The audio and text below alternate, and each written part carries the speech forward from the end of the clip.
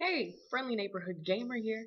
This is Team Black Sheep, and we are reporting from Prof. G's Religion and Video Games class. There's a discussion to be had when it comes to the success of games in the market. What works, what doesn't. What elements does a good game have, and what qualifies a game as good anyways. Well, if I may be so bold as to start that discussion, let me bring up this point. Soul Calibur. Yes, one of Namco's great successes. Woo! No, but really, Namco's Soul series was a great point of comparison when it comes to talking about the elements of what makes a game good. Mainly because there are some games in the series that are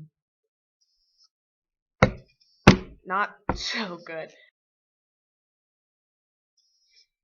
Now, I'm only speaking of the main games, of course, not necessarily taking into comparison Soul Calibur Legends, Broken Destiny, Lost Swords, or the iOS game that came out recently.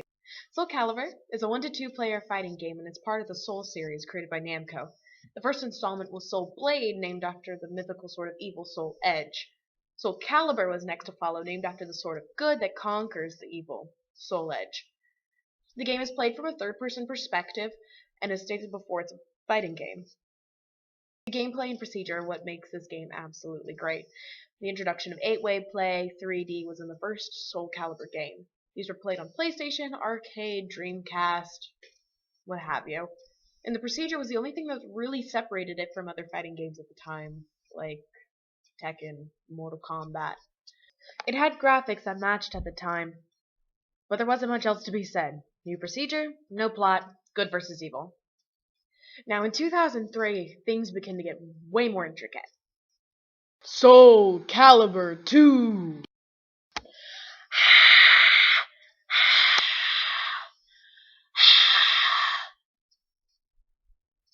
Here we get really deep on what this series is and what it can become. Graphics were better and released on 3 different systems: the PlayStation, the Xbox, and the GameCube. Soul Calibur 2 had a story mode. Okay, it wasn't much, really at all, but it was a huge difference when it comes to the elements of good games, because it really put that emphasis on religion. The fighting procedure was tightened up and it was cleaner, and there was a plethora of characters to choose from.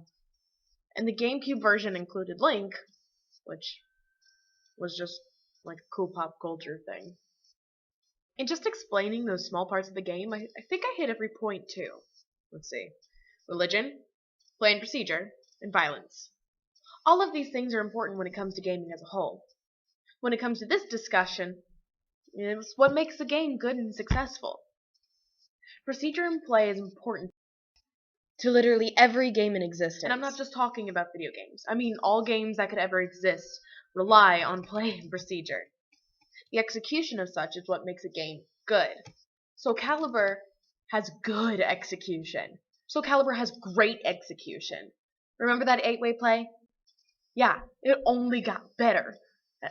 Okay, maybe not always. Soul Calibur 3 was known for its glitches.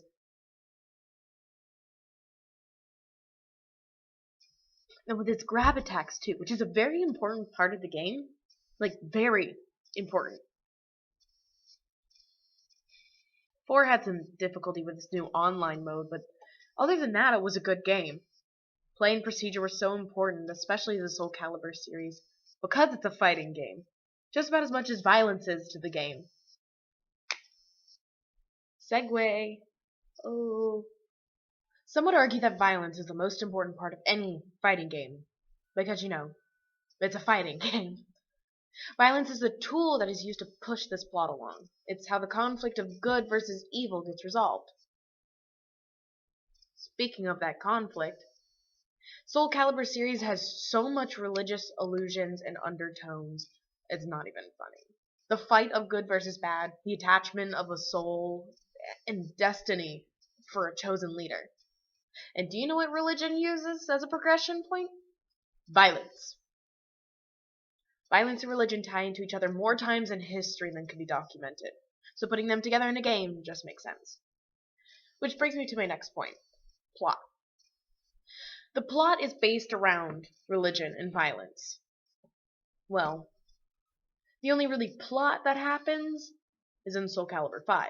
Soul Calibur 4 had a plot, kind of. They had a bunch of mini plots depending on which character you picked for story mode, and all the cutscenes were a novella soap opera. Whereas Soul Calibur 5, you go into the story mode, you go into the career mode, and it tells a story. It tells a story of Patroclus, this guy who is fighting evil to try to find the people who stole his sister, who are also the people that stole his mom, and you have to go against this cult-like leader, back to religious illusions, cult-like leader to try to defeat the sword of evil and all the people that worship, if that's a correct term to use. And then Patroclus finds out that he's the destined soul for Soul Calibur, finds his destiny in defeating evil as the good. Plot, religion, and violence is used to push it all along. Now, why I started the argument that 2 and 5 were the best games in the series is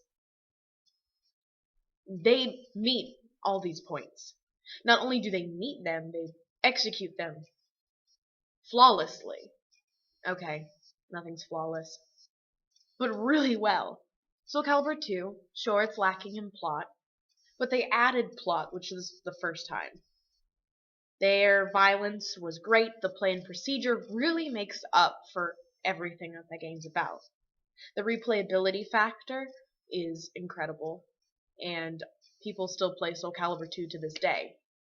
If people want to play Soul Calibur just for the fighting, they play Soul Calibur 2, which is why they even revamped it more recently. They made Soul Calibur 2 for more modern systems, just so people could fight using that combat.